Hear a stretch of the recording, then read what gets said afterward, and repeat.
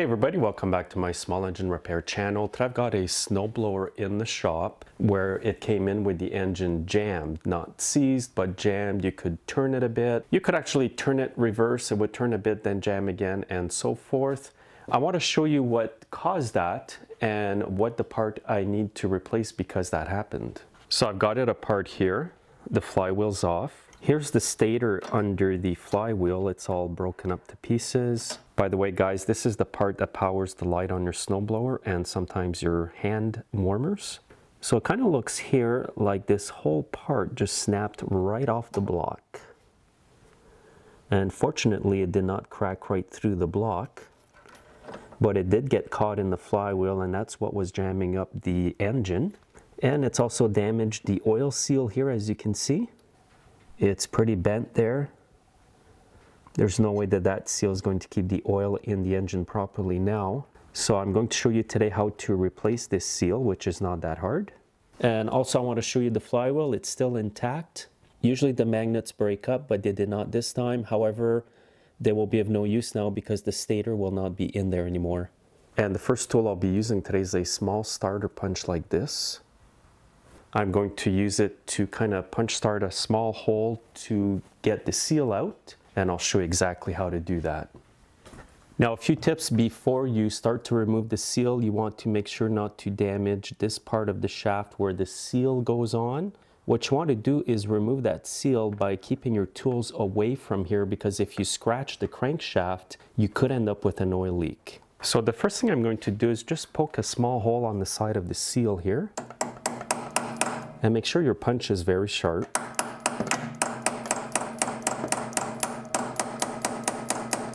Actually, I'm going to try to drive it in and pry out the seal with the punch if I can. I'm going to go from this angle at the top here. And again, be sure you don't get your tools on the crankshaft. And I'm just going to use a small pick and just pry it out because it looks like the seal is actually coming out. So I'll just pry it up here again, make sure not to scratch the crankshaft. And that was quite easy. If it gets too tough, sometimes what I do is I use a drywall screw after I've drilled the tiny hole, screw the drywall screw in, and sometimes it'll just automatically pull the seal out for you. And if it doesn't, you can just grab the screw with your pliers and it will pull with the seal attached to the screw. And here's a close-up look at that seal. So the seal was perfectly good until it got smashed by the stator.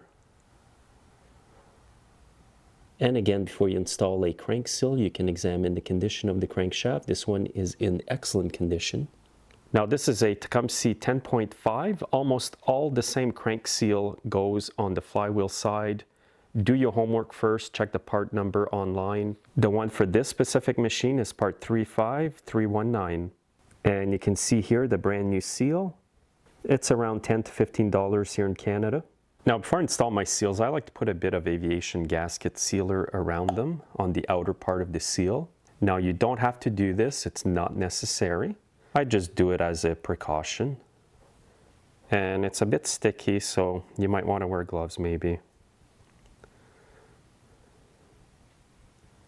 Now I've got a nice thin film of grease on my finger, or you can use motor oil. I like to put it around where the seal will join the crankshaft here, just to make it smoother for it to go on. Now the ideal way to install a seal on any small engine is to have a piece of pipe or a big socket that just perfectly lines up around the seal like this. Now the only issue I have is this socket is not long enough, so it's going to make it a little more difficult for me today. But I'll be able to do it with this piece of square tubing. It's a 2-inch piece of square tubing. I'll just be careful I don't go off the edges of the seal, but it's going to clear the crankshaft. So now just get your seal over the crankshaft. Make sure you have a bit of oil on it. Try to get it around the edge here. Just go gently. You want to get that inner lip of the seal on there without damaging it. And there we go. Now the critical part is to get that seal in there evenly. So what I'll do now is make sure I am on the seal here properly. And now just tap it in there.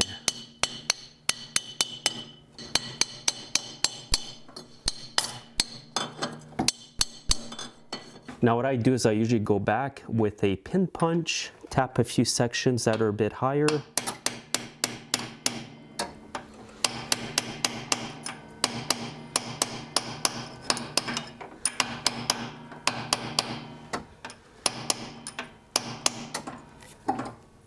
And that looks pretty good to me.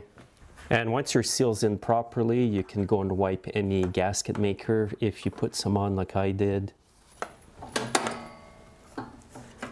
And just double check everything that it's all in there evenly. And once you've cleaned it up, everything looks good, you can go ahead and put your engine back together. So as you saw guys, it's not that hard to do. Again, if you're going to do this, you might want to find a piece of metal pipe that is the exact outer diameter of your seal before you reinstall it. As I mentioned, I would have had a piece, but we are in lockdown right now, so I couldn't go to the hardware store, so I just improvised with what I had, which is more than likely what you will end up doing at home if you do this yourself. Now, I also have a video that shows how to replace a crank seal on a lawnmower, and I've put the link in the video description. Also, thanks for watching, and make sure you're following me on Facebook, Twitter, and Instagram, and have a great day.